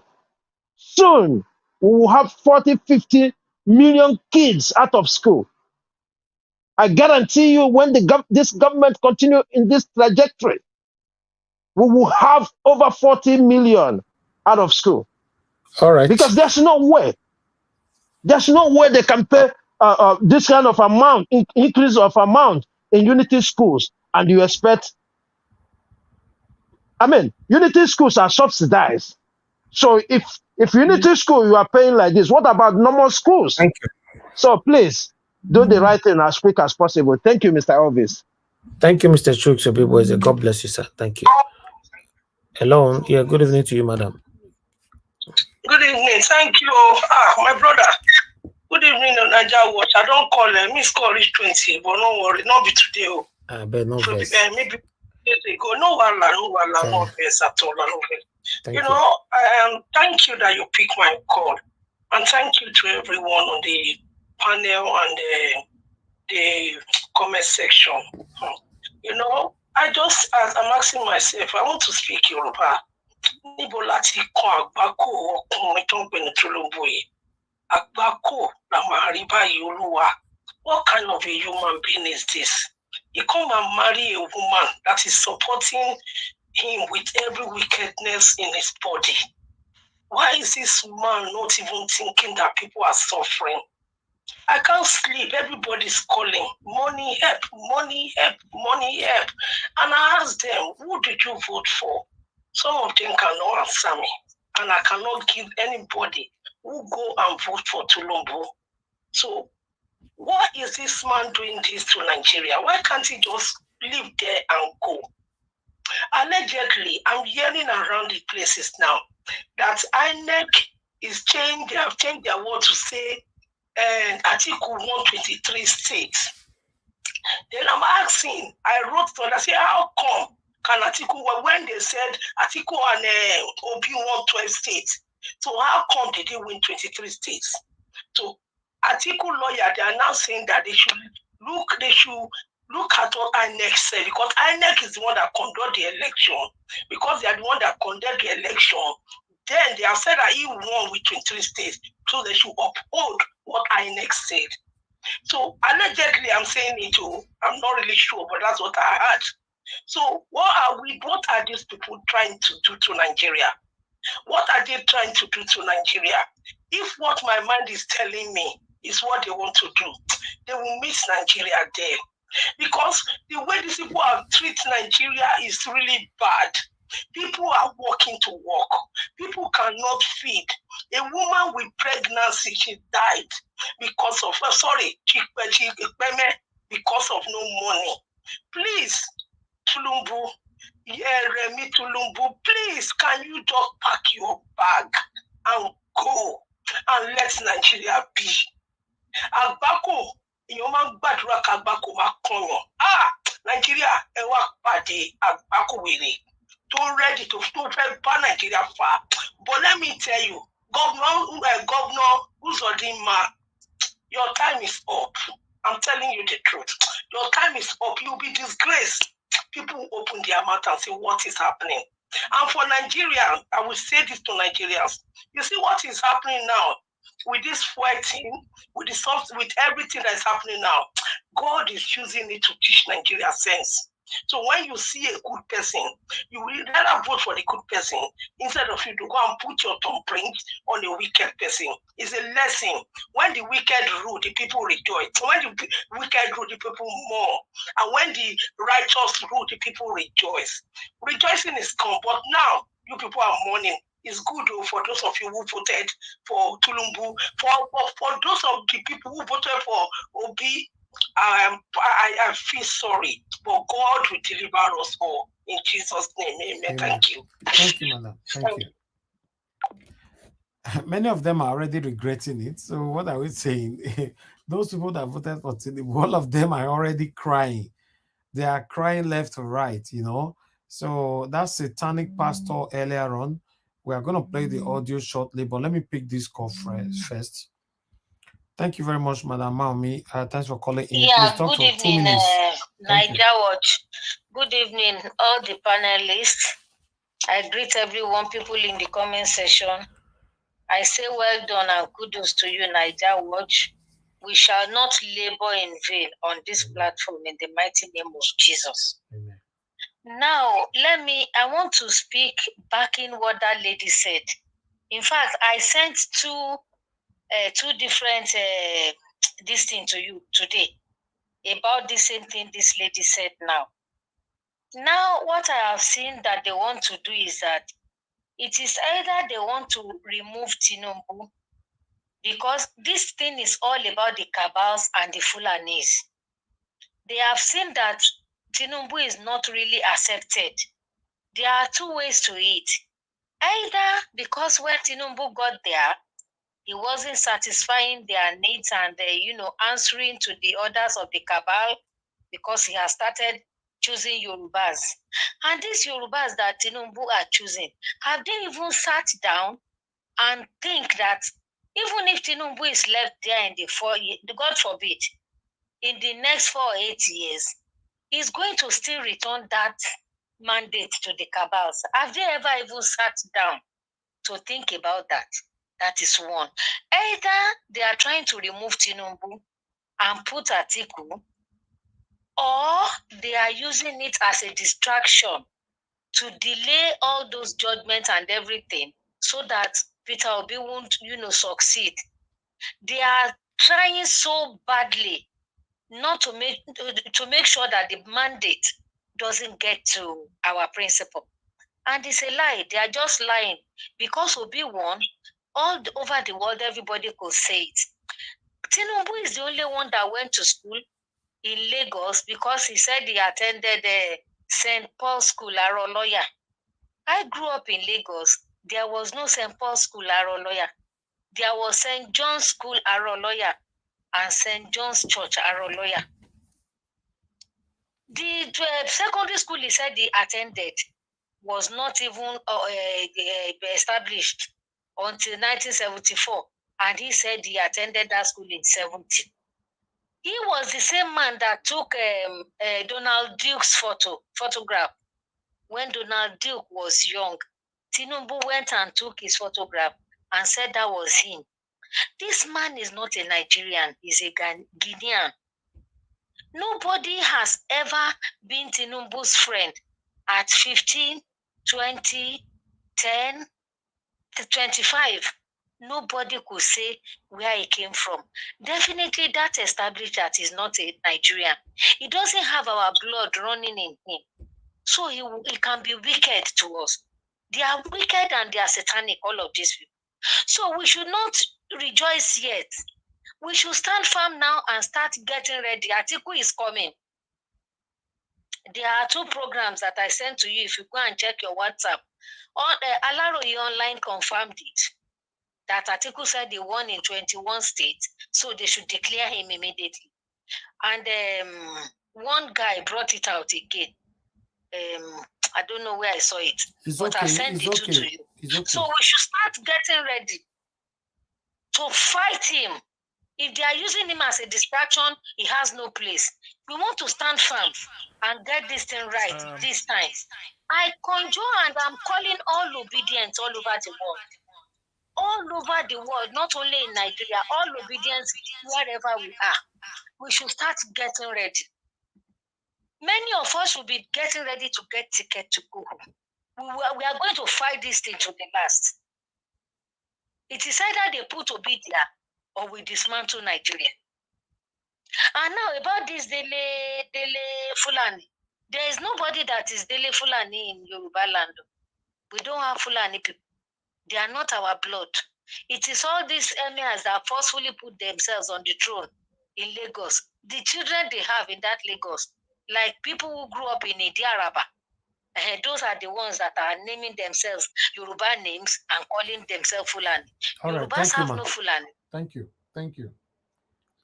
So please, let's get ready for the article session. God bless you, ma. That's my view. Thank you so much. Yeah. All right. Let me quickly appreciate Peggy Monday. Thank you very much, Mr. Joseph OG. Thank you very much for the super chat. God bless you all. Guys, press on the like button. I asked for 400 earlier on. He's still on 371. You know, he was on 338 when I asked. Can we take it to 400 now, even before we call on the next person, please? You know, press on the like button. It's very, very important. The thumbs up, it's called thumbs up as well. Same way it's called a like. Click on it. It's currently on 373. Let's take that to 400. Okay. Thank you very much, my people. All right. The next person on the panel we need to call right now is Mr. James. Mr. James, thank you very much for your patience with us. Yeah, Mr. thank James, you, what you are Mr. playing on your background, we are hearing it. You are No, listening I'm to not. me from another source. I'm Lower not that playing one now, anything, Mr. sir. James. I'm not playing anything. You are playing something. Let me mute and unmute again. I don't think. All right. Okay, that's fine. Talk to us. Go ahead. Okay, can you hear me now? Yes, I can hear you. Thank you, sir. You have 8 minutes. Okay, Go that's ahead. good. Thank you very much. You know, to start with first, Mr. Elvis, I want to try to confirm something because, you know, I just joined the program, if I may say that, because I saw a tweet by David Onda. It said Tinubu ordered DGDSS, something like that, to pressure, you know, the judges and the Labour Party lawyers and PDP lawyers, Yes, something like that. I saw it as well, but I cannot confirm it. So that's why I didn't talk about it. And it's just something. It's true things, you know. You know, anything that guy put on air, I want you to take it serious, you know, because he's really trying. Yeah, to be honest with you, you know, we really need to do something. We need to do something. The judges also we really need to talk, because I am sure 100% they are under pressure. They are under pressure. You know, Tinubu is that kind of man who, I'm telling you, he got all kind of tactics, all kind of criminal ideas. When you think about the criminology, he's the father of every criminal politicians in Nigeria. I'm telling you, even within their own party, those that are not with him, you see, all of them, he will discharge all of them, one after the other. To be honest with you, if we don't, put stop to this madness in Nigeria, I think the madness will consume us as a nation. To be honest with you, we are in that stage now. We really need to act fast. The judiciary need to do something. Because like those politicians, they are just few. They really need to work in line with the constitutions, and for the people of Nigeria. People are going through a lot. I saw one bystander today on they interview him. He said, we are missing Buhari already. I said, God forbid, God forbid that Buhari is one of the worst presidents ever in the history of Nigeria. Because Buhari Sorry, Speaker. Yeah, come again. Yeah, you see, but that is the fact. The situation we are in now, we're already missing Buhari. They're not lying. Okay, hold on, my brother. You know the reason why, for me, anyone who said that, I will look at you funny, because Buhari showed this kind of fraudulent. He's the one organized this fraudulent, this conspiracy. This fraudulent elections that just concluded that this criminal conducted Mahmoud, the so-called professor. Buhari gets every power. The time Dino Malay stood up and say, hey, chairman, I think you need to do some review because this is not right. Even the former president, OBJ, right, he wrote a letter to Buhari. Buhari didn't even respond. As for me, Buhari is the worst, but because he gave us this, this madness we are in right now. He imposed this madness on us. When after they announced they are selected president, when people were like criticizing so much, Buhari said, Tinubu presidency, there is no going back. So like they imposed Tinubu on us, and we are going to tell them that, we are not going to take it from them. They impose him on us, and we are waiting for the judiciary. Thank God they are the first to talk about anarchy, absurdity. As for us, we don't say anything. They started talking about anarchy. We are in anarchy already because Nigeria is not functioning as a state anymore, as a country anymore. Nothing is normal. Nothing is working. We really need to do something. A country, oil producing nation, selling their petrol, selling their oil product, how many dollars?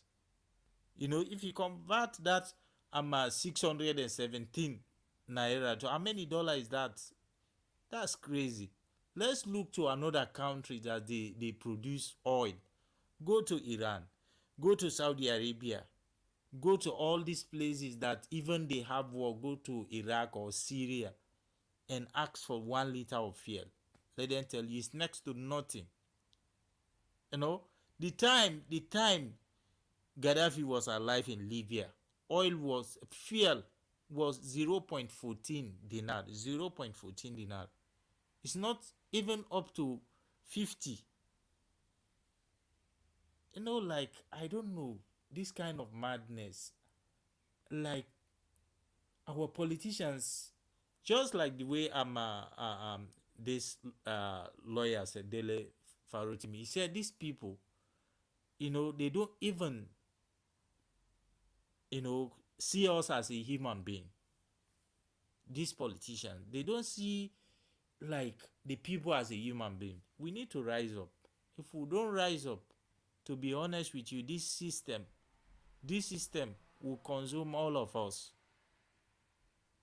And let me say, if Tinubu continue, the next 1-2 years, we are going to get more people out of school. More, the illiteracy will increase more, and the poverty will double, will triple. Now we got more than 140 million, or let's say so, because Buhari left 133 million. Tinubu, in 2 months, more than how many million? More than 4 million plus people now added to that. So let's say in 6 months, he will add another, 6 or 7 million people. So we really need to do something, because these people, they just grab power. They don't know how to, they don't know the strategy, the policies. Because if someone who doesn't even have a common certificate, I'm telling you, where is Tinubu certificate? Nothing. Everything about Tinubu is questionable. Everything about him, everything as a human being, everything is questionable. Family, schools, friend, everything. He just succeeded of establishing in criminality. So we really need to do something. All right. Thank you, For sir. you to You're get fine. your freedom, You have some 10 people really seconds. need to. Okay, thank you, sir. For us to get our freedom, we really need to sacrifice a lot. We need to sacrifice. Yes. If they kill some, sorry for use that word, those that remain, they will enjoy the rest. They will enjoy. But we really need to fight for it. All right. Yeah. Thank Thank you, you. Mr. You're James. welcome. Yeah. All right, my people, I appreciate you all. Thank you for your patience with us. We have to go. Okay, let me come to Madam Helen. Madam Helen, it's good to have you on the panel. I would like you to talk to us. Good evening to you. Okay, it looks like you're not available Hello, right good now. evening. Yes, I'm available, Mr. Yos. Okay, thank you. Good Thank you very much. evening. Please talk to us. 8 minutes. Okay, Mr. Elvis, thank you once again. As always, God will bless you because it's an opportunity for Nigerians to know and hear so that they will learn. Because this wickedness, we brought it upon ourselves, I would say. It's if something keeps happening to you over and over, and you keep turning your back on the truth, this is what you get. This is not as if we are not aware of this set of people.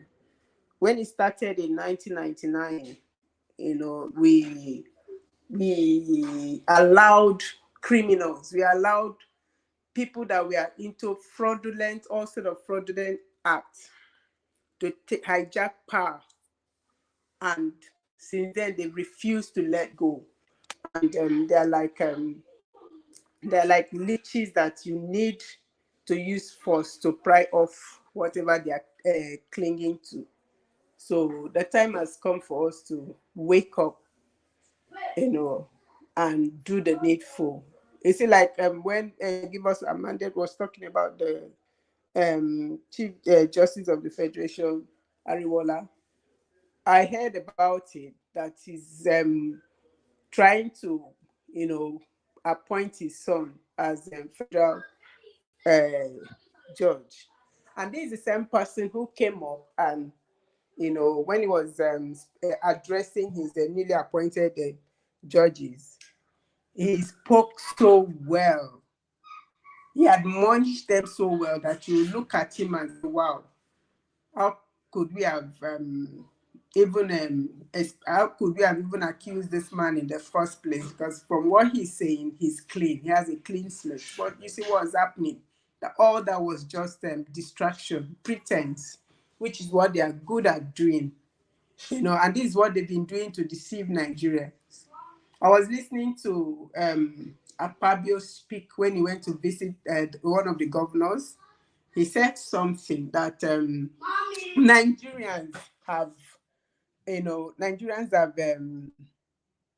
now they know, at least as long as the fuel is available, it's okay. But if the fuel is available, what are you going to use to buy the fuel?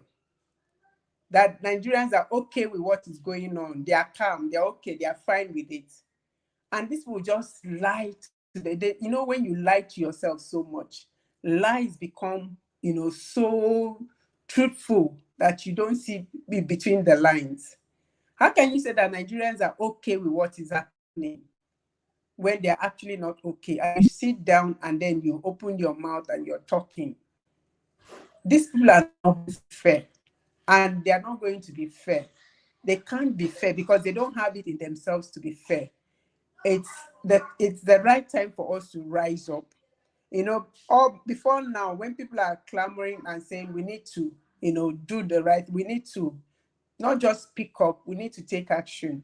I used to be at the, just will I say sit on the fence? I won't call it that way, but I was not committed to it. But it's obvious that that is what needs to be done. There's absolutely nothing else to be done. We need to take action.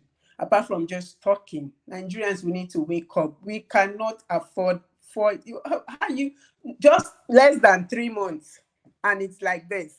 Then how are you going to cope with 4 years of this wickedness being doled out? Each and every one of these criminals are not ready to back down. So we too, who are clamoring for new Nigeria, should not back down in any way. They should not intimidate us to back down.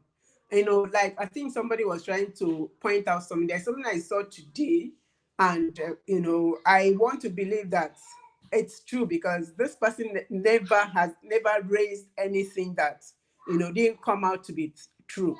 So if that's what they are doing, we are telling the judiciary that 200 million Nigerians have their back.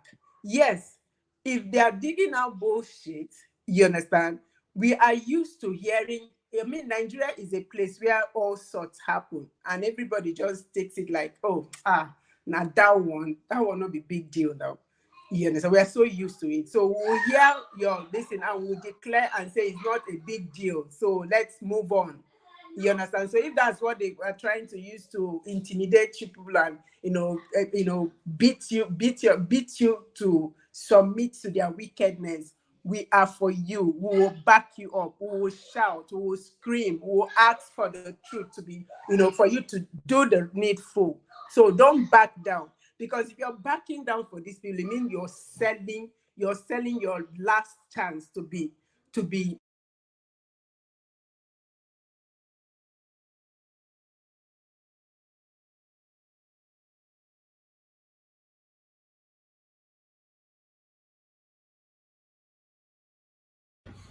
All right, we can't hear you, madam. Madam Helen, we lost you there.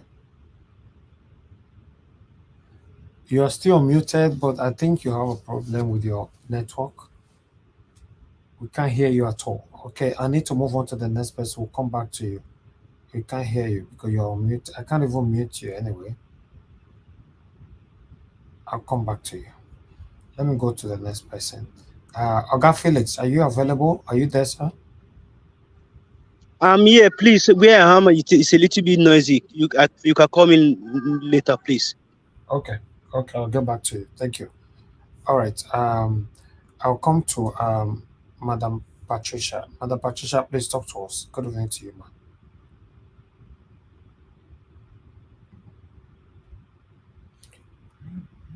Okay, Madam Good Patricia. evening. I'm here, Mr. Evie. Sorry. It Okay. takes some time to unmute between two All right. platforms. Yeah. Okay, you are the last person so that we can round this up. 8 minutes. Okay. Thank you. 8 minutes. Oh, thank you. It's a great one. Yes, let me appreciate everyone that has given financially to support the channel. Thank you. And God bless you. And of course, good morning, good afternoon, good evening to everyone watching us from wherever you're watching us from. Um, Thank you for those that have shared and liked the program. We appreciate and love you. Of course, our mommy, mother of all, good evening. We appreciate you. Thank you for all that you do for us. Yes, the judiciary should not mess about with us anymore. I think we've exercised a lot of patience already, and it's high time they know that Nigerians are not going to take it this time. At the same time, I want to also say that some Nigerians, do I say some? I would say some because I don't think it's everyone. I was talking to somebody today and I was saying what's going on there, and it was like, yeah, the thing is tough, but yes. So and I said, okay, so are they going out to do something? And it was like, oh, that's how when they went out, this same man last time in Eleki is the one that sent people to kill them. What about now? Then it wasn't even a president. Now that is a president. So what would that be? What will the end be? I said, listen, but if we are looking at it from that angle, which means you have set or you have built your tent to say yes, this is where you're going to be under them and under this struggle, under this pain forever. So I believe that if you talk, you will buy. If you not talk, you will buy. It's better we take the bull by the horn and ride it. After much persuasion, he agreed that that is the way to go. But should I be persuading them at this time? That's my question. I mean, these are the people that are right inside this hole or whatever they are called. I would say jungle because that's what it's been classified to be. It doesn't meet the spec of being a nation. So and also, yeah, if the people that are feeling it, they don't, they are like many of them, or this one, especially the one I spoke to, he doesn't see anything wrong with it, and it's not. He doesn't think they have any power to do anything. So, which means there's still a lot of work to be done. Even if we are saying yes, we from here, we want to do as much as we can. He even challenged me, say I should come down and start the protest. That's what he challenged. And I told him, listen, in a war, there are people that are doing their administrative work, and there are those that go as foot soldier, those that go to the front, the war front. So it's not everybody that are doing the same thing at the same time. So that's when he succumb and say, oh yeah, okay, that's how it is. Okay. But my question is it really are they really ready? Because for me, I see it as if Nigerians were really ready by now, something would have been happening that even these people that are oppressing us would have not been able to still be speaking from where they are speaking. I believe that. So I don't really know whether it's really going to be, because the attitude, inaction that I'm seeing is suggesting to me that this might just slide. If really, unless we are the ones, we are the ones that are going to start it, we are going to go down there for real. As they are saying, they say we should come. Because if we say we are going to stay here and be saying that, I don't think anything will work. But my concern is that, what about if we even still go there and they decide to sit on the fence like they are doing now? Where does that leave us? That's the question. So if anybody have any question, if anybody have any answer to that, you can answer me. Because you see, you cannot force a horse. You cannot force an unwilling man.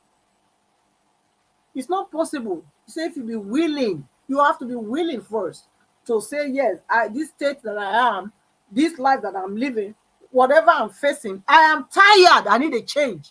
And that change that you need, it will be heard in your language, to be seen in your walk and the way you relate to things.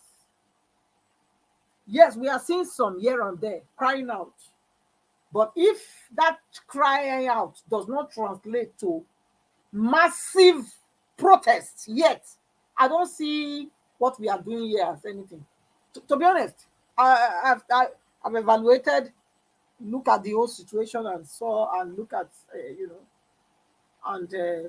look at the antecedent, things that need to be in place. That is, what is it called? The points, like a graft, things that trigger such actions in other countries. A pointing, like it's a pointing, something that is pointing to how things have to go, events. I can't see it yet. I can't see it. And that is giving me huge concern. It's an indicator. In everything, there's an indicator that give you an idea of how the thing is going to work and how it's going to turn out. That very indicator of people having to stand up and fight is not, I can't see it yet. Because the people that are still crying out, they are very few compared to the majority of the millions and millions that are not speaking. So how do one fight for an unwilling person? How do you? Even if you go and fight for him, you say, did I tell you to come and fight for me? Did I tell you that I'm suffering? Did I tell you that I'm not enjoying what I'm going through? Or did I tell you that, okay, even if I'm going through it, that I don't know that one day I will get out from it? So that's my angle. I'm not trying to discourage anybody, but I'm nipping it right on the board. This I say, because if I was to be in their shoes, by now I should be, everywhere, saying, no, I'm not taking this. So I'm here. I'm not there. But I'm taking my indicators of their reactions and their response to the oppression they are facing from when I speak to them, what they say, and the tone of their voices. So I draw my conclusion based on that. So I am a little bit disappointed, really. Just like Dele Farotimi said, he said they have been so used to that, even when they've been so used to their mess, that they eat in it, they drink in it, they dance in it, and they move on with it. So I want to believe that's true. Because as far as I'm concerned, it doesn't seem anything is happening to them.